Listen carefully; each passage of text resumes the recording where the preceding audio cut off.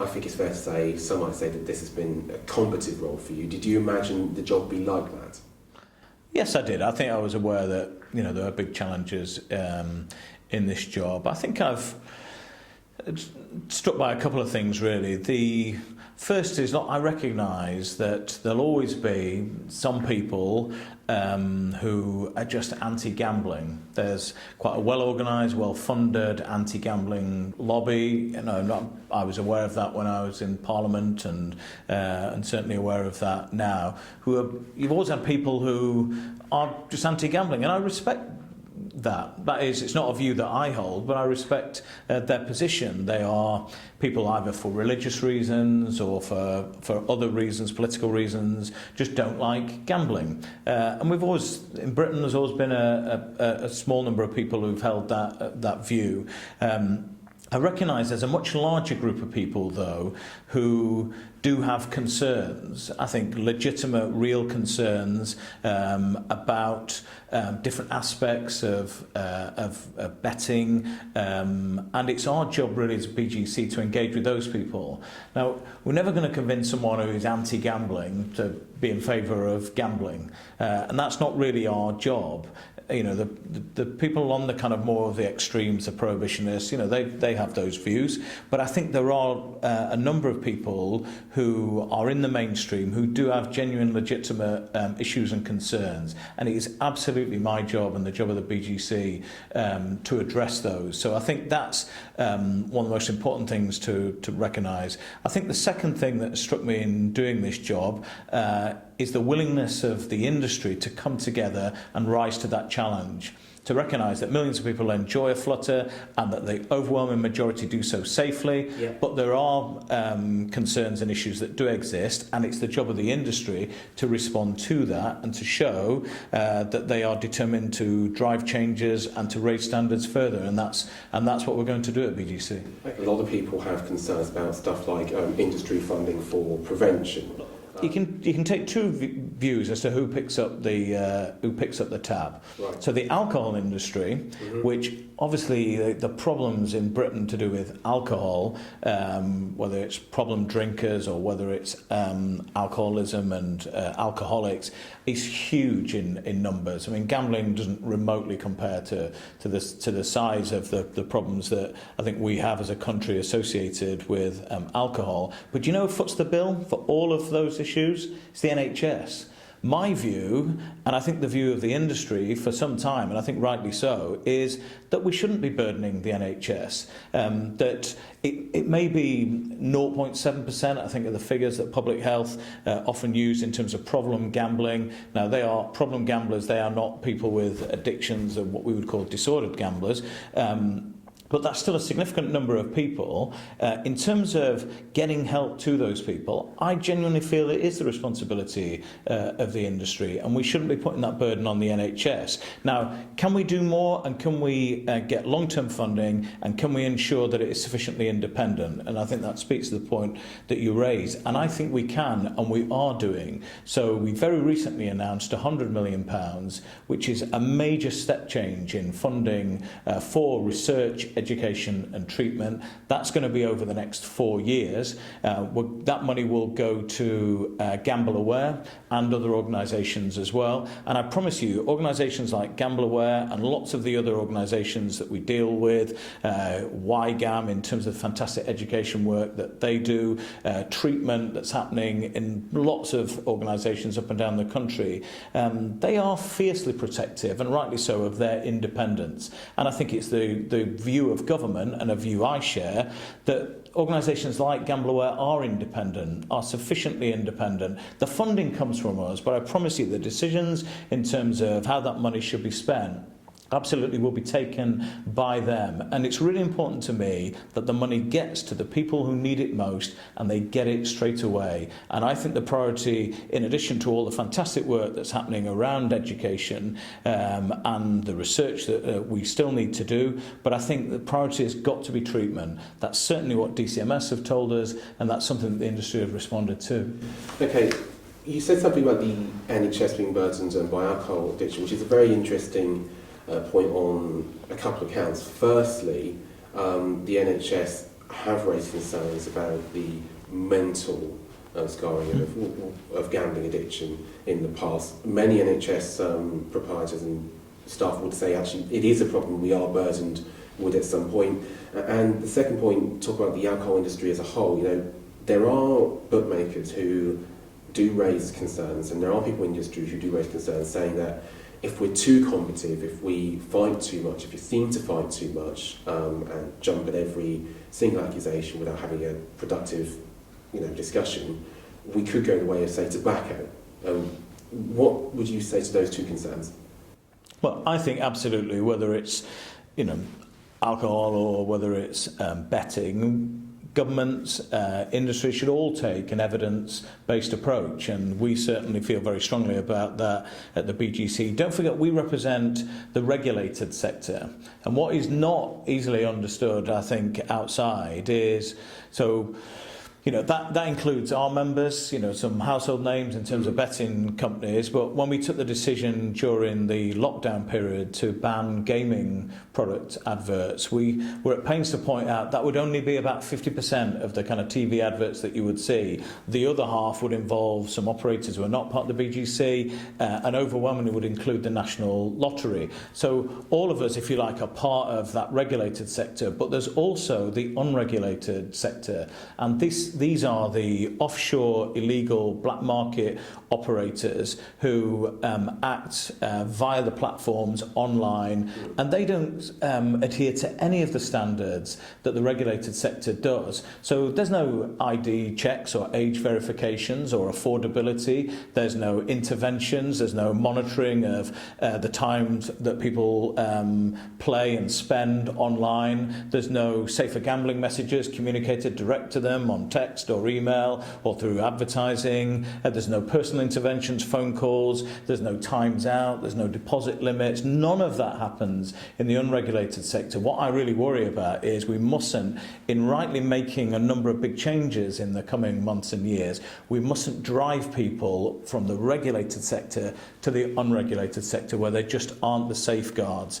And that's the balance that we've got to get right. In terms of points raised by the NHS around mental health and other issues, the NHS are absolutely right to raise those, and we want to engage with them and sit down with them and work with them. There are NHS clinics that are opening up now. We want to work closely with those as well, and we want to see a big response from government. But we do feel very strongly that we're not just going to walk away like the alcohol industry and say, someone else has got to pick up the tab. This is an industry that is serious about saying, look, we want to make a big contribution to research, to education, to treatment. All three of those aspects are really important. I think treatment is particularly the big priority at the moment, and that's what the industry are going to do. Would you be happy to give the same amount of money to different charities to fulfil that function? If, let's say, and we'll talk about this later, if there's a DCMS review of the Gambling Act and they say we need new charities to fulfil this function, are you happy for the same amount of money to go to another set of third-party organisations to do that? I don't think it would be right for the industry to be too prescriptive in terms of, where they want their money spending to. We are very much guided by the government through DCMS, who have repeatedly said that they believe that treatment should be the priority. So we have responded to that. We want organisations like Gamble Aware, who essentially will be like a commissioning agent, for them to make the right decisions in their view about where money should spend. I think from the industry's point of view, we think that education is really important. We think that good research is important too. We think that treatment has to be the priority. But it isn't necessarily for the industry to determine each kind of particular project. In terms of the future of RET funding, what that framework should be, how those decisions are made, that is something that's going to be part of the government's review of the Gambling Act. We know that, and we're happy to engage in discussion with that, and we welcome that. If there are changes in the way that we do RET in the future, then let's have that discussion and let's make those changes. But that's very much for the government's review, I think. How will you be monitoring new standards that you bring in, and what will happen to members who don't meet that standard? So we are very clear with members that if you join the BGC, and we get applications for members all the time, we don't always accept membership when operators apply. They know that if you're part of the BGC, it was only set up last November. We recognise the industry's not always been best in class in the past, but we say that if you want to join the BGC and be part of the BGC today, then you do have to sign up to our standards. We announced a number of safer gambling commitments when we were first launched. We have been driving a number of changes since there. Really big changes, whether the whistle-to-whistle ban on live sport advertising, a whole bunch of things we did during the COVID crisis and lockdown. We announced 10 pledges, actions that we were taking. I mentioned the gaming product ad ban now. We also announced that going forward, at least 20% of all advertising should be safer gambling. So we make sure that the operators know that that's what we do. If they're part of the club, then they have to sign up to those rules. And actually, in the first 6 months that we've been going, I think operators have responded very, very positively to that, and have shown a great willingness actually to adhere to the highest standards that come with being part of the BGC. One of the things I've noticed recently has been quite a few people saying, actually, you didn't inspire this change, you've gone along with it, you've resisted it. I don't really want to get into a battle with, who's, claiming credit, or whose idea this was in the first place. And I don't find it a very persuasive argument that when we make a change, which people have been calling for, that somehow that's an admission of, it just shows why didn't you do it before? We can all play that game. I mean, that's an argument for not making any changes going forward, because people would just say, well, why didn't you do it, 6 months ago? Why didn't you do it? And I recognise there's an impatience, understandable, for further changes. I want us to be part of that. That's not an admission that we've got things wrong necessarily in the past. It's just a statement of our intent that we do want to constantly drive higher standards when it comes to safer gambling. So I'm not in the business of kind of claiming credit. I think I want the BGC as an organisation to be understood in the sense that it is helping to bring the industry together and is helping to deliver really important changes. We play a role, if you like, in facilitating that. The thing I've been impressed by since I started as CEO of the BGC is actually the willingness of the operators, many of them have been around a long, long time, to sit down and to say, look, how can we improve safer gambling? What are the changes we want to see in the future? I think that's a good intention, and we want to turn that into some really good outcomes too. And if I might ask, what are the BGC's feelings about prevention of harm versus treatment of harm? How do you see both those approaches, and do you see them as in competition with each other? Is there one that you favour, or would you say your view is pretty much equal of both? I think when we talk about RET funding, so that is research, education and treatment, and I think all of those things are complementary.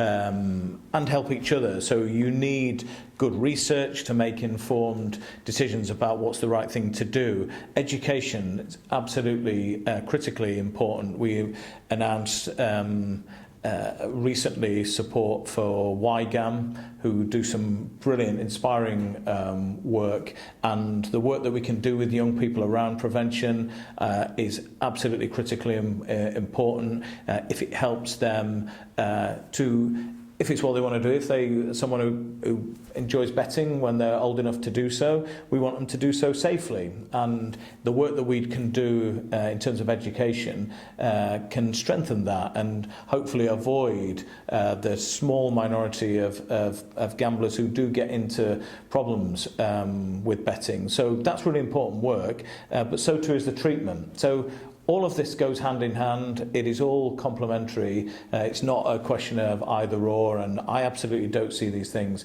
in competition. I see it as one strategy, which is about making sure that for the millions of people who like a bet, they do so safely, and that we continue to drive ever higher standards.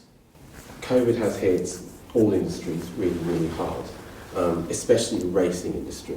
Now, bookmakers, including Star Sports, will of course be delighted that we've got racing behind closed doors, with high quality action too, but of course it's behind closed doors. On-course bookmakers are on the brink. Quite a few won't survive. What can the BGC do to help them, particularly given that we could still be quite a while away from seeing even people being allowed onto race courses, let alone on-course punters in the amounts you'd need to make basically anything viable? I mean, COVID-19 and the crisis that has engulfed the whole country, it's had a massive effect on every aspect of our national life. You mentioned racing, all sports, and in terms of the betting industry, all industries have really suffered at the hands of that. So when the lockdown first happened, the betting industry was essentially like loads of other industries closed down by the government. The doors were closed, so whether that was in terms of high street retail, the betting shops, or whether it was our casinos, we saw gambling levels plummet over COVID. I know there was a worry at the beginning as to whether you would see a kind of explosion in gambling online because people were at home, isolated, perhaps bored or with financial uncertainty. And I think that was a legitimate worry at the time. Yeah. And that's why we responded so strongly to that with the 10 pledges that we announced to deal with that. Now, fortunately, we haven't seen any evidence that there has been an increase in problem gambling. What we have seen is that over that lockdown period, gambling plummeted. And I think was that just gambling on sports, or was it across the board? And did you see an uptick in stuff like virtual gambling, online, slots and stuff? There was some increases in some forms of betting, but that was rough numbers on that. We can get you the figures, okay. But actually, what you were saying is there was increases in some forms of betting, but coming from an incredibly low base. So some of these are, less than 1% of all bets. Yeah. What you saw overall, including online, was a massive decline in gambling, and that's not least because casinos and betting shops were closed, but also online. I think this is not widely understood, and that is there is a very, very strong connection between sport and betting in Britain, and it was the absence of live sport as much as anything that led to the kind of complete kind of collapse of betting levels. So we were absolutely vigilant in terms of monitoring if there was some increases in some parts of online.